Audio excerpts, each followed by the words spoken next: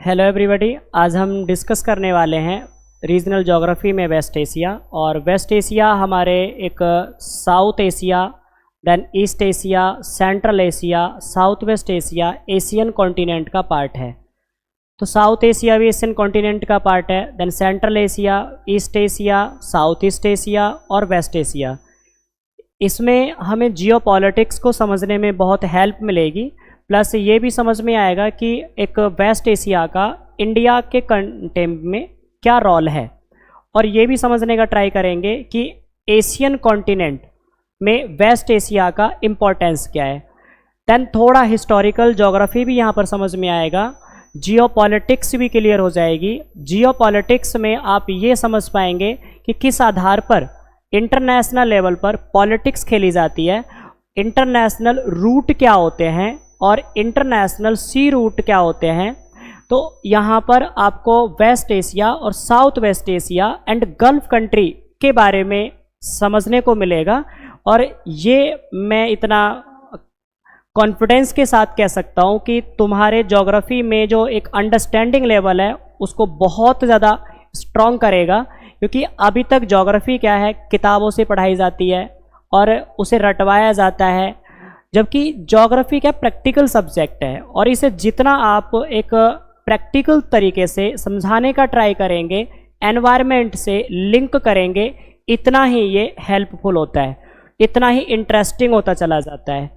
तो कई बार हम ये समझ बैठते हैं कि West Asia then East Asia, Asia ये क्या है, ये तो एक ही है। सच्चाई ये है कि अगर थोड़ा सा हिस्ट्री में जाएंगे तो ये वही वेस्ट एशिया है जो कभी ब्रिटिशर्स की ये भी कॉलोनी रहे थे। इसे क्या है, उन्होंने ग्लोब पर एक सेंट्रल ईस्ट, वेस्ट ईस्ट और फार ईस्ट ऐसे उसमें डिवाइड कर दिया था। उसमें मिडिल ईस्ट में उस टाइम पर इंडिया भी आता था, बट आज इंडिया साउथ एशिया में लोकेटेड है। साउथ एशिया के ग्रुप को हम सार्क के नाम से जानते हैं, जो दक्षेस के नाम से जाना जाता है। थोड़ा मैं आपको एशिया के जो ग्रुप हैं, एशिया के जो पॉइंट हैं वो समझाने का ट्राई करता हूँ, फिर मैं अपना वेस्ट एशिया वाले पॉइंट को डिटेल में आपको समझाऊंगा। तो यहाँ पर आप टॉपिक पढ़ रहे हैं आज रीजनल ज्योग्राफी में वेस्ट एशिया। वेस्ट एशिया से पहले हमें डिस्कस करना है जो अदर एशियन रीजन हैं, तो उसमें साउथ एशिया है। साउथ एशिया में 8 कंट्री आते हैं। उस 8 कंट्री में हमारा इंडिया सबसे बड़ा कंट्री है, ज्योग्राफिकली, एरिया वाइज भी, पॉपुलेशन वाइज भी। उसके नॉर्थ वेस्ट में पाकिस्तान आता है, नॉर्थ वेस्ट में ही अफ़गानिस्तान है। 3 कंट्री हो गए, इंडिया, पाकिस्तान, अफ़गानिस्तान। इंडिया के नॉर्थ में नेपाल आ जाता है, इंडिया के नॉर्थ में ही भूटान है, इंडिया के ईस्ट में म्यांमार एंड बांग्लादेश है। ये साउथ एशियन कंट्री के नाम बता रहा हूँ मैं। उसके बाद में बांग्लादेश आता है जो इंडिया के ईस्ट में लोकेटेड है। साउथ में इंडिया के श्रीलंका एंड मालदीव है। ये 8 कंट्री हैं। इस ग्रुप को ऑर्गेनाइज किया गया था 1985 में। जो अगर थोड़ा सा आपने जियोपॉलिटिक्स को पढ़ा है तो ढाका कॉन्फ्रेंस हुआ था। ढाका कॉन्फ्रेंस में सार्क दक्षेस की स्थापना हुई और इसका मुख्यालय नेपाल की राजधानी काठमांडू में स्थित है।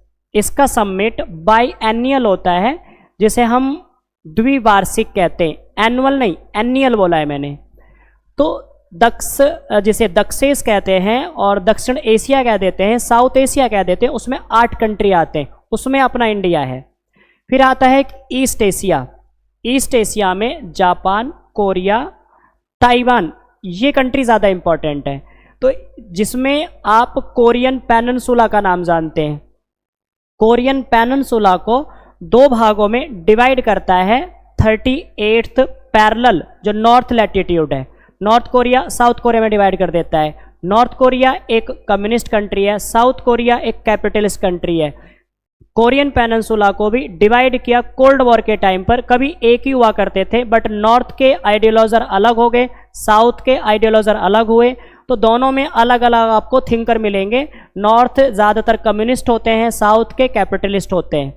उसके बाद में फिर आप जापान की ओर चलेंगे, तो जापान वही कंट्री है जो 1942 में, अगर जापान के एम्पायर को देखेंगे तो पूरे पैसिफिक ओशियन में, जो आज का वेस्ट पैसिफिक ओशियन है, उसमें हज़ारों आइलैंड पर मोनोपोली जापान का था और जापान किसी से डरता तक नहीं है। रसिया को हराया, चाइना को हराया, कोरिया उसके अंदर है।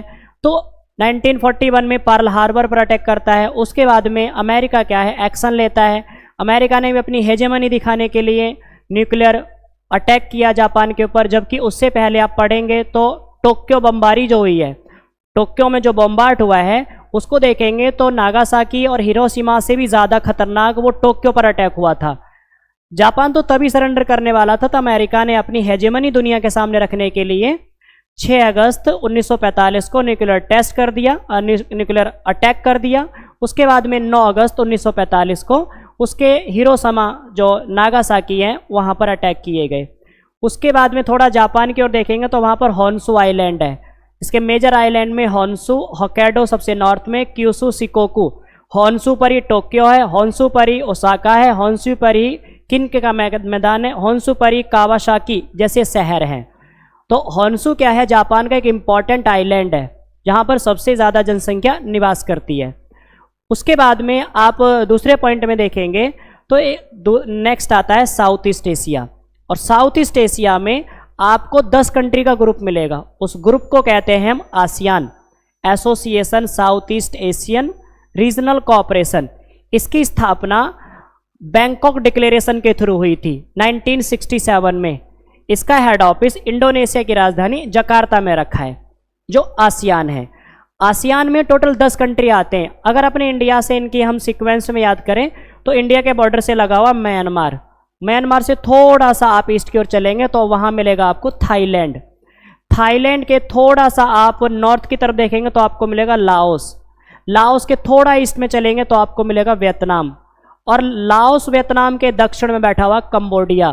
तो कभी तुमने नाम सुना होगा इंडो चाइना, हिंद चीन। तो इंडो चाइना में जो हिंद चीन है इसमें 3 कंट्री आते हैं। इंडो चाइना में 3 कंट्री आते हैं जिसमें आप नाम जानते हैं। एक तो है वियतनाम, वियतनाम प्लस लाओस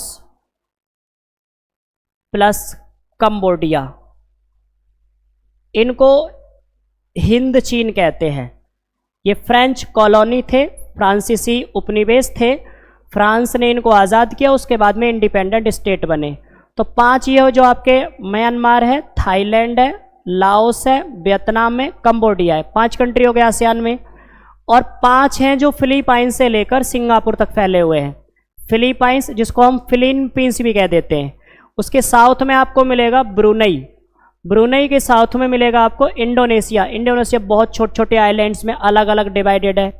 उसकी राजधानी जकार्ता, ईस्ट कालीमंतन जो सुलावेसी आइलैंड पर लोकेटेड है वहाँ पर शिफ्ट की जा रही है। ग्लोबल वार्मिंग की वजह से क्या है, दिक्कतें बढ़ रही हैं। जावा जो आइलैंड है वो डूबता नजर आ रहा है। अब जैसे इंडोनेशिया से थोड़ा सा वेस्ट में चलेंगे तो आपको मिलेगा सिंगापुर। सिंगापुर के नॉर्थ में चलेंगे तो मिलेगा आपको मलेशिया। तो ये कितने हुए, ये भी 5 हुए। Philippines, Brunei, Indonesia, Singapore and Malaysia, 5 ये। और 5 अभी गिनाए आपको, Myanmar, Thailand, Laos, Vietnam, Cambodia. तो 10 कंट्री मिलकर साउथ ईस्ट एशिया का ग्रुप क्रिएट करते हैं, जिसकी स्थापना 1967 में हुई। और इसका समिट बाई एनुअल होता है, नॉट एनुअल। सार्क का एनुअल होता है, इनका एनुअल होता है। एनुअल मतलब एक साल में, सॉरी ये इसको बोलेंगे हम एक मंथली, जिसे हम मैनुअल बोलते हैं। सॉरी एनुअली मैनुअल बोलेंगे इसको। ये 6 महीने में एक बार होता है, मतलब एक साल में 2 बार होता है। आसियान का जो समिट है अर्धवार्षिक है, 6 मंथ में 1 टाइम होता है। और जो सार्क है उसका समिट 2 साल में एक बार होता है, बाई एनुअल कहते हैं। और इसको बोलेंगे हम एनुअल ना बोल के मैनुअल बोल देंगे या हाफ ईयरली बोल देंगे, जो आसियान का समिट होता है। उसके बाद में थोड़ा सा अब चलते हैं सेंट्रल एशिया की ओर। देखो सेंट्रल एशिया की कहानी क्या है, थोड़ा सा आप कोल्ड वार की तरफ जाओ। 1945 में जब सेकेंड वर्ल्ड वॉर खत्म हुआ था तो उस टाइम पर विश्व में 2 पावर का राइज हुआ था। एक सोवियत यूनियन है और दूसरा यूएसए है। सोवियत यूनियन सोशलिस्ट एक आइडियोलॉजी को लेकर चलता है, कम्युनिज्म को भी सपोर्ट करता है, और America USA United states of America वो अपनी आइडियोलॉजी को लेकर चलता है कैपिटलिस्ट की ओर।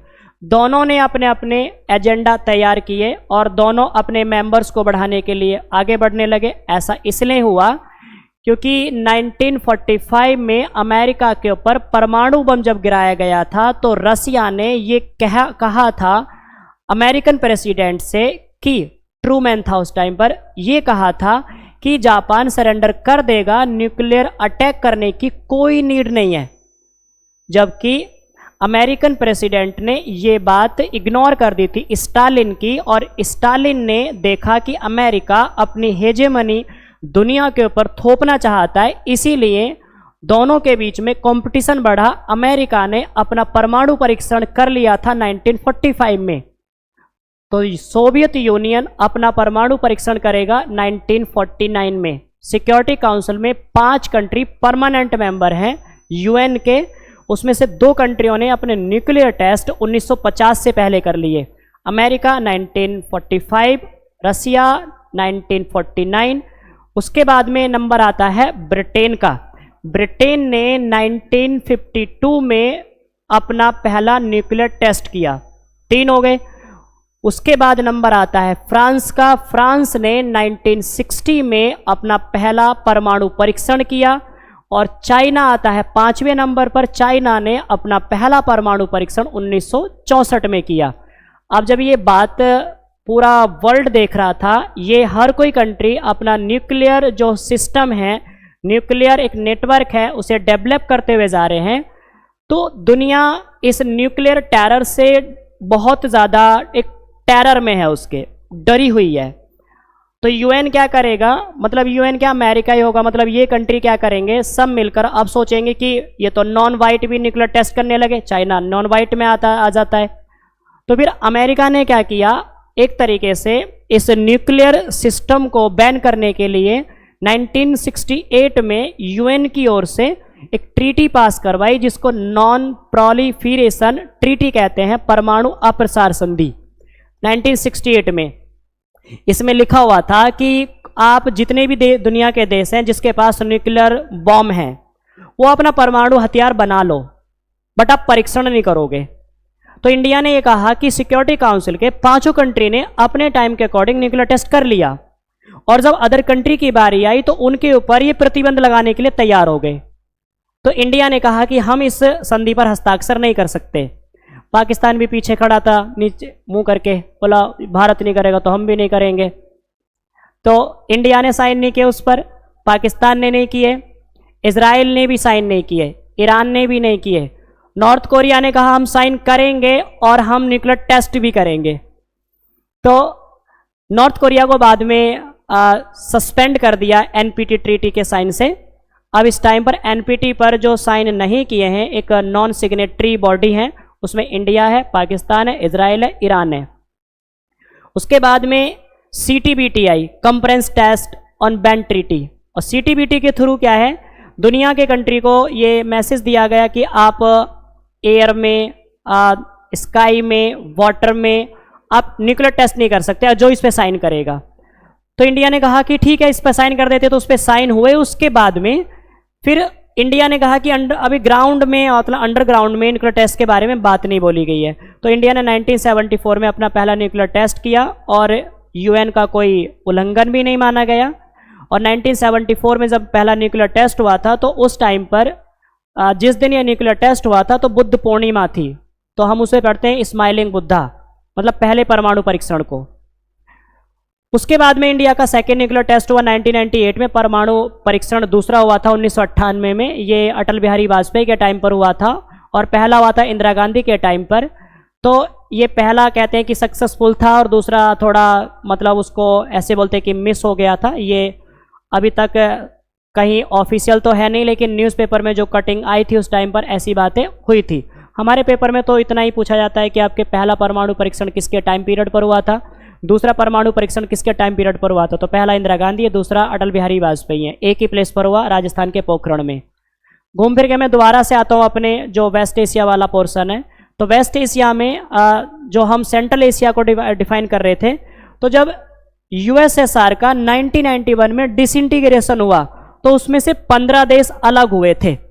15 देश में से 5 देश इस्लामिक कंट्री के रूप में जाने जाते थे, जिसको सेंट्रल एशियन कंट्री कहते हैं, जिसमें कजाकिस्तान, किर्गिस्तान, उज्बेकिस्तान, तुर्कमेनिस्तान और किर्गिस्तान। दोबारा रिपीट कर रहा हूं, Kazakhstan, Tajikistan, Kyrgyzstan, Turkmenistan, Uzbekistan, 5 country हैं ये 5 कंट्री जब यूएसएसआर के एक पार्ट थे तो इन्होंने कहा कि हम इंडिपेंडेंट होना चाहते हैं। तो 5 कंट्री यूएसएसआर से जब अलग हुए तो उसे आज सेंट्रल एशिया कहते हैं। और 3 कंट्री थे बाल्टिक, लातविया, लिथुआनिया, एस्टोनिया। तो ये 5 सेंट्रल एशियन, 3 बाल्टिक, 8 कंट्री हो रहे। फिर 3 थे कॉकेसस, इसमें कॉकेसस स्टेट आपको नजर आएंगे, जॉर्जिया, अजरबैजान, अर्मानिया।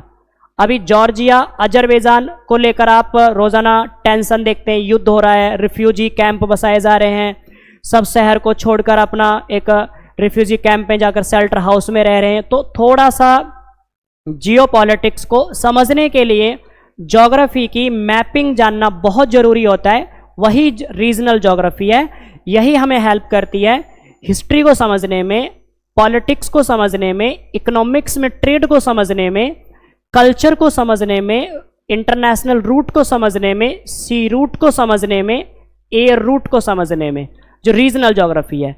तो Central Asia, then Baltic country, then Caucasus state, ये 6 कंट्री वो हो रहे हैं और 5 ये हैं, तो 11 हो जाते हैं।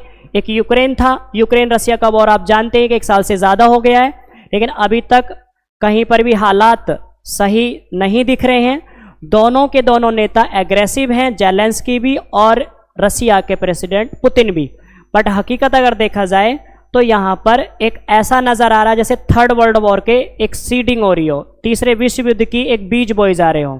क्योंकि अगर युद्ध नहीं थमा तो लंबा खिंचा युद्ध और तो तीसरा विश्व युद्ध भी हो सकता है, इसके बारे में कोई कुछ नहीं कह सकता। यूक्रेन था, रसिया था, मोल्दोवा था और बेलारूस था, 4 कंट्री ये थे। और 11 वो थे जो सेंट्रल एशिया के 5, बाल्टिक के 3, कॉकेसस के 3, 6, 5, 11 और 4, 15। इसको मिलकर यूएसएसआर बनता था, सोवियत यूनियन। इसका डिसइंटीग्रेशन हुआ तो उसमें से 5 कंट्री अलग हुए जो सेंट्रल एशिया में काउंट किए जाते हैं। फिर आते हैं आगे, जो अपना मेन टॉपिक है आज वेस्ट एशिया। वेस्ट एशिया में 2 तरह से आपको पढ़ना है। एक तो पढ़ना है जो ये साउथ वेस्ट एशिया है, मेडिटेरेनियन सी के पास जो कंट्री हैं छोटे छोटे। एक पढ़ना है आपको गल्फ कंट्री के बारे में, जो खाड़ी के देश हैं। इन गल्फ कंट्री के बारे में आपको जानना जरूरी है, बिकॉज कई बार आप Gulf country, West Asia, South West Asia में कंफ्यूज हो जाते हैं। अगर थोड़ा सा आप इंडिया के बारे में देखेंगे तो अपना जो प्यारा सा इंडिया है वो यहाँ पर आ जाएगा। जैसे ये सऊदी अरेबिया है, तो सऊदी अरेबिया से कर्क रेखा गुजरती है, ट्रॉपिक ऑफ कैंसर, तो अपना इंडिया यहाँ पे होगा, अपना इंडिया यहाँ पर है। तो यहाँ से ये ट्रॉपिक ऑफ कैंसर गुजरेगा, तो आप देखेंगे कि ये वाला जो भाग है ये पूरा इंडियन ओशियन है, हिंद महासागर है। मैं दूसरे मैप पर आपको डायग्राम पे दिखाऊं, ये मैंने इसको ड्रॉ किया है यहाँ पर। तो ये अपना इंडिया है और ये इंडियन ओशियन है। देन ये वेस्ट एशिया है, ये गल्फ कंट्री आ जाएंगे और ये साउथ वेस्ट एशिया का पार्ट आ जाएगा। यहाँ पर आपको सेंट्रल एशिया मिलेगा और यहाँ पर यूराल माउंटेन है, यूराल माउंटेन एशिया यूरोप को डिवाइड कर देता है। यहाँ पर आपको वेस्ट एशिया और साउथ एशिया को डिवाइड करने वाली किरथर, सुलेमान, ये माउंटेन रेंज मिलेंगे। और इसके नॉर्थ में आपको यहाँ मिलेंगे एल्ब्रुज जो माउंटेन है, ऐसे घिरा हुआ है। तो यहाँ से जब इंडिया से हम थोड़ा सा आगे चलते हैं, मतलब अरब सागर से होते हुए, तो यहाँ पर आपको ओमान की खाड़ी मिलेगी, गल्फ ऑफ ओमान। ओमान की खाड़ी से जैसे ही हम थोड़ा आगे की ओर बढ़ेंगे तो यहाँ पर आपको एक हॉर्मुज स्ट्रेट मिलती है, हॉर्मुज स्ट्रेट, हॉर्मुज। ये वही स्ट्रेट है जिस पर अमेरिका का मोनोपोली है, और वो कभी भी जब जैसे ईरान और अमेरिका के एक डिप्लोमेसी के रूप में, डिप्लोमेट तरीके से, या फिर एक बायलेटरल जो रिलेशन होते हैं वो अगर खराब हो जाते हैं तो अमेरिका क्या करता है, ईरान के ऊपर सैंक्शन लगा देता है, प्रतिबंध लगा देता है, और इंटरनेशनल लेवल पर ईरान का जो क्रूड ऑयल है वो सप्लाई नहीं हो पाता। इसलिए नहीं होता है क्योंकि रास्ता यहां से गुजरेगा हॉर्मुज स्ट्रेट से, जिस पर मोनोपोली है यूएस आर्मी का। तो गल्फ ऑफ ओमान से जब हम गल्फ ऑफ पर्सिया की ओर चलेंगे तो हमें हॉर्मुज स्ट्रेट मिलेगा। Hormuz strait gulf of Oman को गल्फ ऑफ पर्सिया से जोड़ता है। अब यहां पर अगर गल्फ कंट्री को मैं काउंट करूंगा तो ये बड़ा सा कंट्री तो आ जाएगा सऊदी अरेबिया। दुनिया में सऊदी अरेबिया ऐसा कंट्री है जिसमें एक भी नदी नहीं है और पूरे अरब वर्ल्ड को लीड करने वाला कंट्री है। क्रूड ऑयल के डिपॉजिट में, प्रोडक्शन में, नेचुरल गैस में, पेट्रोलियम में सऊदी अरेबिया दुनिया में पहले नंबर पर चल रहा है। यहाँ पर जितनी भी ड्रिलिंग के लिए या फिर रिफाइनरी जो लगी हुई हैं उन मशीनों को यहाँ पर अमेरिका की कंपनी अरामको जैसी कंपनियां लीड करती हैं। इसलिए Saudi Arabia, UAE, United Arab अमीरात जैसे कंट्री अमेरिका के अगेंस्ट में नहीं जाते हैं क्योंकि इनके कच्चे तेल को अमेरिकन कंपनी ही रिफाइनरी के द्वारा बाहर निकाल रही है। तो अमेरिका का बहुत बड़ा इंटरेस्ट है इन कंट्रीज के बीच में। तो यहाँ पर ये सऊदी अरेबिया है और यहाँ पर आपको ये ओमान मिल जाएगा। ओमान देश है, मस्कट जिसकी राजधानी है। यहाँ पर आपको यूएई मिल जाएगा, यूएई जिसकी राजधानी अबू धाबी है। इसके थोड़ा सा नॉर्थ की तरफ चलेंगे गल्फ के पास में तो यहाँ मिलेगा आपको कतर, दोहा राजधानी है। और इसके थोड़ा सा नॉर्थ में चलेंगे तो यहाँ मिलेगा आपको बहरीन। बहरीन के नॉर्थ में चलेंगे आप तो यहाँ मिलेगा आपको कुवैत, और कुवैत के जैसे इस एरिया में आएंगे तो ये मिल जाएगा आपको ईरान। और ईरान से थोड़ा सा वेस्ट की ओर चलेंगे जैग्रोस माउंटेन को क्रॉस करके तो ये पहुंच जाओगे इराक में। तो इराक है, ईरान है, कुवैत है, देन बहरीन है, कतर है, यूएई है, सऊदी अरेबिया है। These are the country of gulf country. इन सबको कहते हैं खाड़ी के देश। उसके बाद में अब थोड़ा सा हम ये वाटर बॉडी के थ्रू चलते हैं और ये ओमान से थोड़ा आगे चले तो यहाँ पर मिलेगा आपको यमन, सना जिसकी राजधानी है। और यहीं पर ये आपको नजर आ रहा है, इसको बोलते हैं horn of Africa. Horn of Africa में सोमालिया, इथोपिया, जिबूती ये कंट्री आते हैं। तीन बहुत इंपॉर्टेंट है, कई बार पूछे जाते हैं, ध्यान रखना इनको। सोमालिया, इथोपिया और जिबूती। डी साइलेंट है, DJIBOUTI जिबूती। उसके बाद में यहां से जैसी चलेंगे तो यहां पर आपको एक खाड़ी मिलेगी जिसका नाम है गल्फ ऑफ एडन, अदन की खाड़ी। और ये बहुत इंपॉर्टेंट है हमारे लिए बिकॉज हमारे जो मर्चेंट शिप होते हैं इसी रास्ते से गुजरते हैं। तो गल्फ ऑफ एडन से पहुंचे तो यहां आपको एक जल संधि मिलती है जिसे स्ट्रेट कह देते हैं, बाब अल मंडेब, मंडेब की खाड़ी, बाब अल मंडेब, मंदेब की खाड़ी यहां मिलेगी। कहते हैं कि यहां पर पायरेसी होती है, जो सोमालियन पायरेट्स होते हैं, समुद्री लुटेरे होते हैं, वो इन शिप को लूट लेते हैं और फिर सरकारों से क्या है अपना एक डिमांड रखते हैं कि हमें ये चाहिए हमारे टेररिस्ट को, या फिर हमें इतना पैसा चाहिए उस अकाउंट में भेज दो या फिर वहां पर लेकर आ जाओ। तो यहाँ पर क्या है बहुत ज़्यादा रिस्क होता है इस बाब अल मंडेब से निकलना। तो ज्योग्राफी में इसको टीयर्स गेट कहते हैं, आंसुओं का द्वार, इसी को बोलते हैं आंसुओं का द्वार। और जैसे ही आप यहां से बाब अल मंडेब से आगे की ओर चलेंगे तो ये मिलेगा आपको रेड सी। अब लाल सागर में पहुंच गए। अब ये वाला जो एरिया था इसको कहते थे जो इजिप्टियन स्ट्रेट है, जो मिस्र की भूसंधि है, इजिप्टियन स्ट्रेट। अब ये जो अफ्रीका है, अफ्रीका भी ब्रिटेन का कॉलोनी था। अब ब्रिटेन ने क्या किया, इजिप्ट की हेल्प से इस इस्थमस को, जो जिसे भूसंधि कह देते हैं, 1869 में कटवाकर एक नहर बनवाई जिसको हम स्वेज नहर कहते हैं, स्वेज कैनल, रेड सी को। और ये आ जाता है भूमध्य सागर, मेडिटेरेनियन सी से कनेक्ट करता है। पहले क्या होता था, अगर थोड़ा सा तुमने हिस्ट्री को पढ़ा है तो यहां पर क्या है, ये यूरोप कॉन्टिनेंट आता है और यहाँ पर पुर्तगाल है, और पुर्तगाल से वास्को डी गामा आया था, और वास्को डी गामा यहाँ पे रुका था केप ऑफ गुड होप में, जिसे हम आशा अंतरिप कहते हैं। केप ऑफ गुड होप से यहाँ पहुंचा मेडागास्कर, मेडागास्कर से पहुंचेगा मॉरिशस, मॉरिशस से पहुंचेगा सिसल्स, सिसल से पहुंचेगा मालदीव के एरिया में, और फिर पहुंचेगा 1498 में कालीकट के तट पर। तो ये पोर्तुगीज आए, ये एक सी रूट की डिस्कवरी की गई वास्को डी गामा के द्वारा, ये सी रूट की डिस्कवरी की गई थी 1498 में। पोर्तुगीज आए, उनके पीछे पीछे डच भी आ गए। उन्होंने कहा कि भारत एक बहुत बड़ा रिच कंट्री है, वहाँ पर उसको सोने की चिड़िया कहते हैं, हर घर में खजाना ज्वेल्स बहुत मिलता है। तो नीदरलैंड के निवासी भी आ गए और उन्होंने भारत के साथ में व्यापार करना स्टार्ट कर दिया।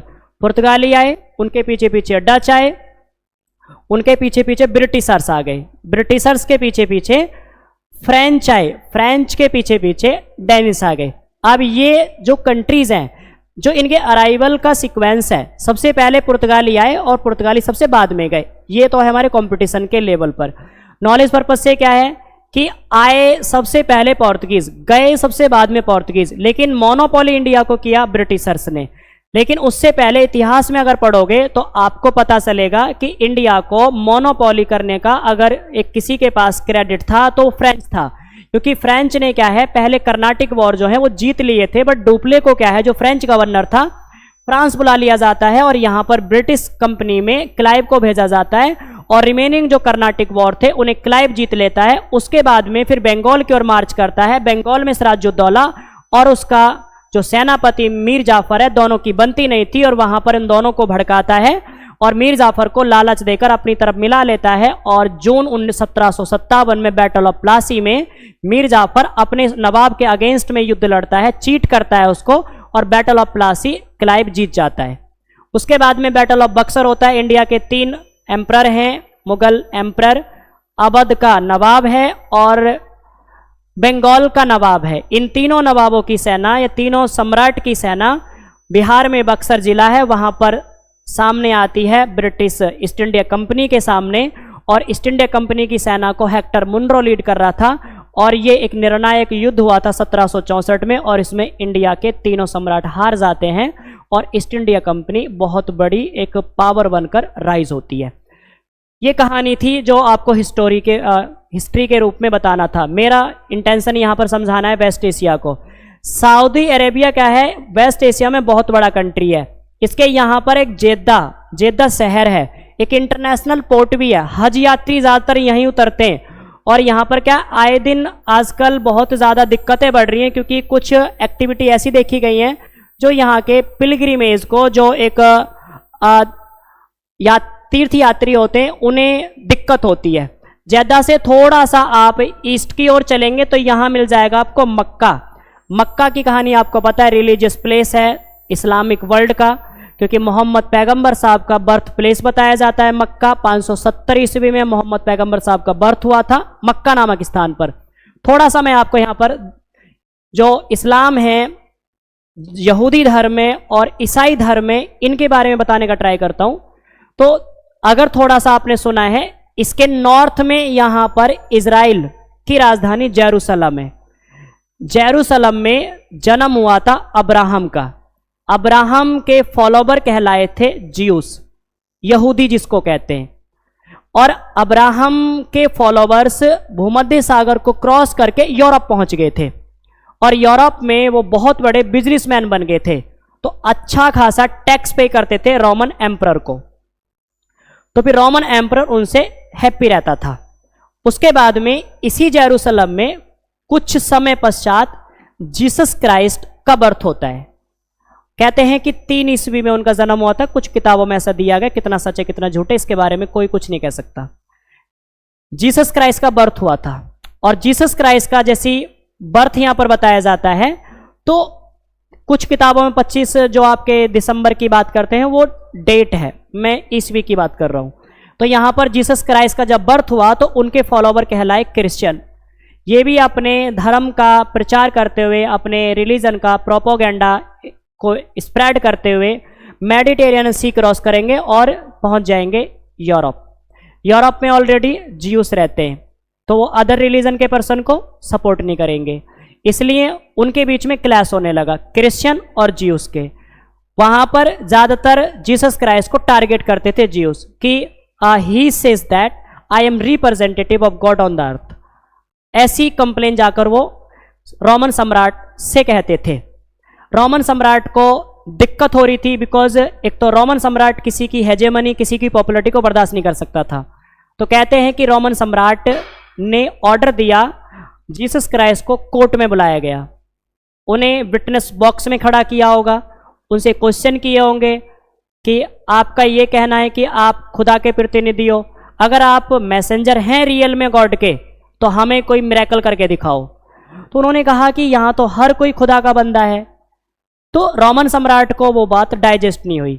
उन्होंने कहा कि तुमने जो एक पूरी तरह से मिसगाइड किया है यहाँ की प्रजा को, तुम्हें अपनी जान गंवाकर हर्जाना भुगतना होगा, नहीं तो आप यहाँ पर हमारे सामने प्रूफ करके बताओ।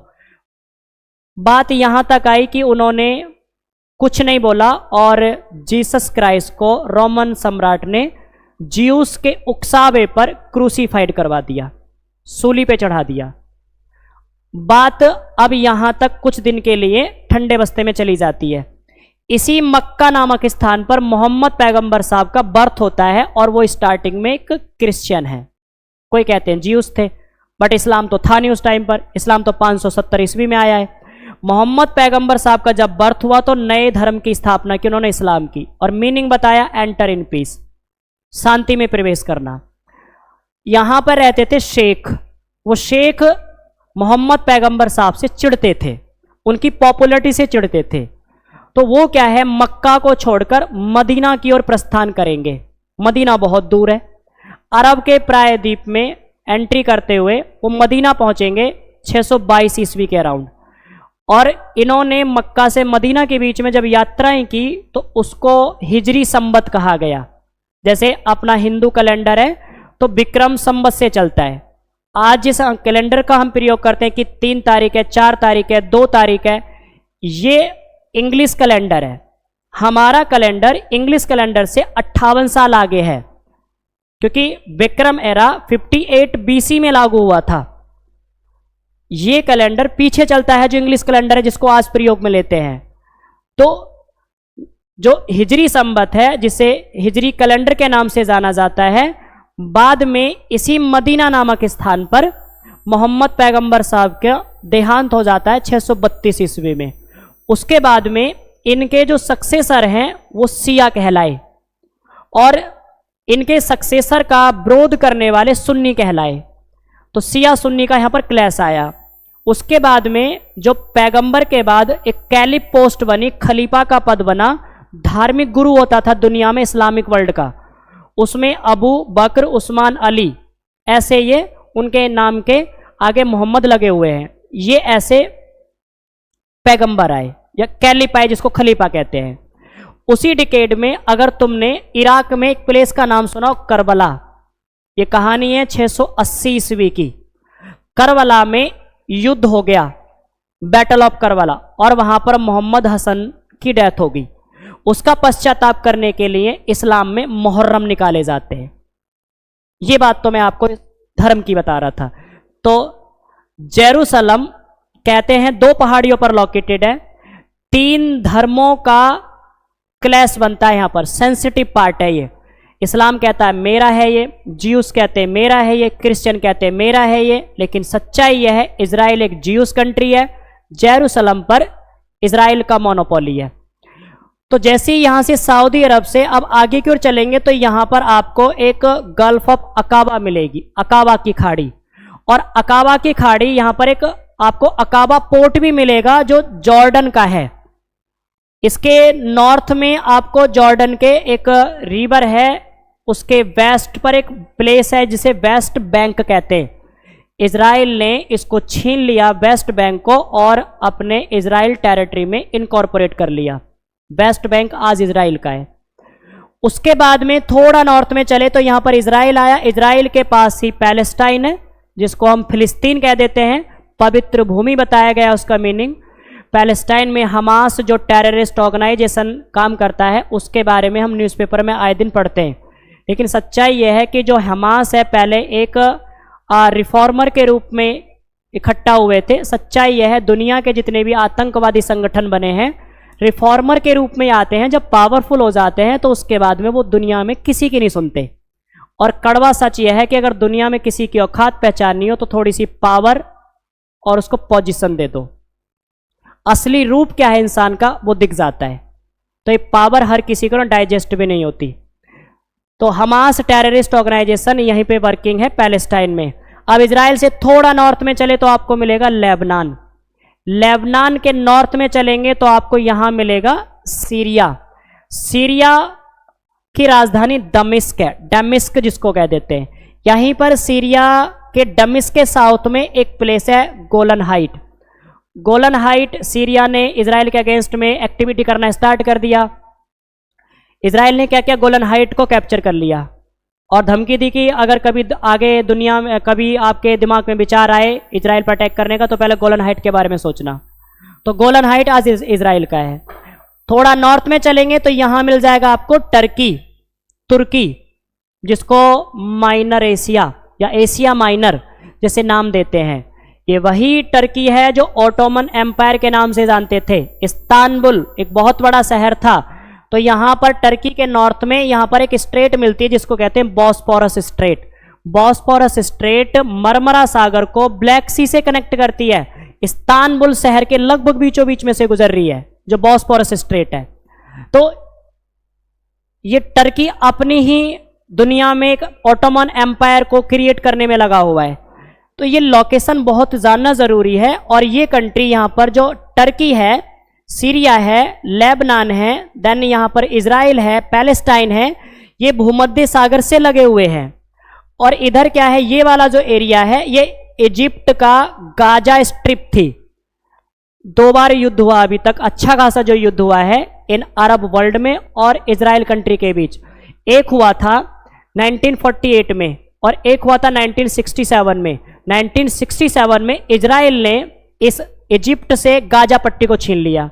तो गाजा स्ट्रिप आज इजराइल के पास है, गोलन हाइट इजराइल के पास है, सीरिया का है, वेस्ट बैंक जॉर्डन का है जो इजराइल के पास है। मतलब इजराइल क्या है, एक बीच में फंसा हुआ देश है जो ज्यूस है।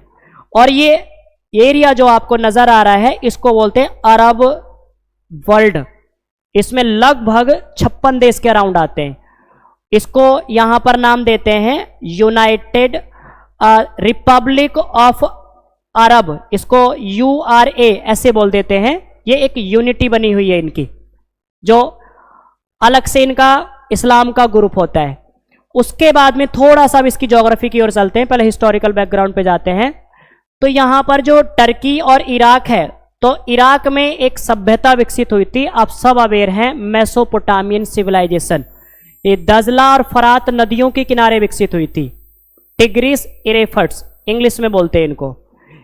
यहां पर कुछ ऐसी सिविलाइजेशन भी आई जैसे सुमेरियन है, देन यहां पर आपको बेबीलोन जैसी आपके सिविलाइजेशन है। इनकी कई बार हिस्ट्री में क्रोनोलॉजिकल ऑर्डर मैच करने के लिए आ जाता है। इराक से थोड़ा सा ईस्ट में चलेंगे तो आपको इसके नॉर्थ ईस्ट में कैस्पियन सागर मिलेगा। यहां पर कैस्पियन सागर, मैं थोड़ा सा आपको इमेज इसमें दिखाने का ट्राई करता हूं। ये जो है यहां पर आप देखेंगे तो ये कैस्पियन सागर है, ये टर्की है। टर्की के नॉर्थ में ये ब्लैक सी है और यहां पर ये मैंने अभी जो बताया था बॉस्पोरस स्ट्रेट है। बॉस्पोरस स्ट्रेट यहां पर मरमरा सागर आता है, सी ऑफ मरमरा, और ये ब्लैक सी है, दोनों को कनेक्ट करता है। यहीं पर इस्तांबुल है। इस्तांबुल लगभग बॉस्पोरस स्ट्रेट के दोनों सिरे में फैला हुआ है। मैंने अभी जो आपको नाम गिनाए थे, देखो ये जॉर्डन है। जॉर्डन एक लैंडलॉक कंट्री है। जॉर्डन का बॉर्डर यहां पर नहीं लगता है, जो ये मेडिटेरियन सी है, ये भूमध्य सागर है, तो मेडिटेरियन सी से बॉर्डर नहीं लगता। तो यहां पर जो बॉर्डर लगता है मेडिटेरियन सी से, ये इजराइल है, पैलेस्टाइन है, लेबनान है और सीरिया है और टर्की है, इनका यहां पर बॉर्डर लगता है। और गल्फ कंट्री में जो अभी आपको मैं नाम गिना रहा था, ये हैं जो आपके यहां पर देखेंगे आप कि एक ये UAE है जिसको यूनाइटेड अरब अमीरात कह देते हैं, ये कतर है, ये बहरीन है, ये कुवैत है, और यहाँ से ये इराक का बॉर्डर आ रहा है, ये ईरान का बॉर्डर है, और ये सऊदी अरेबिया का बॉर्डर है। ये कंट्री कहलाते हैं जो गल्फ कंट्री के नाम से जाने जाते हैं, खाड़ी के देश। और ये कंट्री आपको कहलाएंगे साउथ वेस्ट एशिया। तो थोड़ा टर्की को और थोड़ा सा यूक्रेन के बारे में, जैसे मैं नेक्स्ट वीडियो यूक्रेन के ऊपर लेकर आऊँगा, तो उसको थोड़ा ध्यान से देखना, क्योंकि एक बहुत ज़्यादा करंट में टॉपिक है। यूक्रेन मतलब रसिया और यूक्रेन के जो रिश्ते हैं, मैं स्टार्टिंग से लेकर प्रेजेंट पास्ट फ्यूचर उसका पूरा बताने का ट्राई करूँगा, जिससे आपको थोड़ा समझ में आ जाए ज्योग्राफी और जियोपॉलिटिक्स। उसके बाद में थोड़ा सा अब हम यहाँ पर मेसोपोटामियन सिविलाइजेशन को डिफाइन कर रहे थे, तो ये इराक है, और यहाँ पर मेसोपोटामिया की सभ्यता विकसित हुई थी दजला फरात नदियों के किनारे। यहाँ पर आपको मिलेंगे जो एलब्रुज माउंटेन है, और यहाँ पर ईरान में आपको मिलेंगे ये दस्ते लुत है, दस्ते काबीर है, ये यहाँ के डेजर्ट है। तो यहाँ से जैसी चलेंगे आप थोड़ा सा इसके वेस्ट की ओर, ईरान के वेस्ट की ओर, तो यहाँ मिलेंगे आपको ये वाला जो पार्ट है, ये जैग्रोस पर्वत है, ये जैग्रोस माउंटेन है। अब जैग्रोस माउंटेन को देखेंगे तो इनका जो स्लोप है ना कुछ ऐसे है, मतलब ईरान यहाँ पर है, इराक यहाँ पर है, कुवैत यहाँ पर बैठा हुआ है। तो अगर देखेंगे तो इनका स्लोप जो है वो नॉर्थ से साउथ की ओर है, नॉर्थ में ईरान है, उसके साउथ में इराक है, उसके साउथ में कुवैत है। तो इनमें क्या हुआ था, ईरान इराक में और कुवैत में आपस में तेल को लेकर लड़ाई हुई थी, कुवैत में और ईरान में स्पेशली हुई थी। इसलिए हुई थी क्योंकि ये जो जैग्रोस माउंटेन है, जैग्रोस माउंटेन ढलान में है, स्लोप में है। तो जब ईरान के जियोमॉर्फोलॉजिस्ट ने कहा कि ईरान है नॉर्थ में, इराक है इसके साउथ में, और कुवैत है साउथ में, तो ईरान से कहा कि तुम सबसे साउथ में ड्रिलिंग करना, जिससे तुम्हारा पूरा जो कच्चा तेल है वो बाहर आ जाएगा। फिर इराक के कहा कि तुम भी सबसे नीचे आपके ड्रिलिंग करना, तो पूरी तुम्हारी रिफाइनरी उसको तेल को खींच लेगी। और कुवैत ने इन दोनों से सीख लेके नीचे आपके ड्रिलिंग कर दी, तो दोनों का तेल कुवैत खींच रहा है। तो इराक को आ गया गुस्सा, उसने कहा, उसने पुराना मैप निकाल के कहा तुम कौन सा पराए हो, तुम भी हमारे हो, तो तुम तो हमारे पुराने स्टेट हो। उसने बॉर्डर खत्म कर दिया, कुवैत रोता हुआ चला गया अमेरिका के पास, अमेरिका ने गल्फ वॉर करवा दिया, सद्दाम हुसैन को गिल्टी बताकर हैंग करवा दिया, और वहां पर एक आतंकवाद को जन्म दे दिया जो वेस्ट एशिया है। सच्चाई तो यह है कि यहां पर लड़ाई करवाने का जो एक कारण है वो सुपर पावर का है।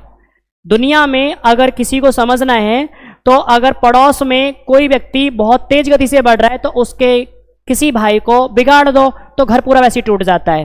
तो ये यूनिटी में आ जाएंगे सारे कंट्री तो अमेरिका को और इजराइल को भारी पड़ जाएगा।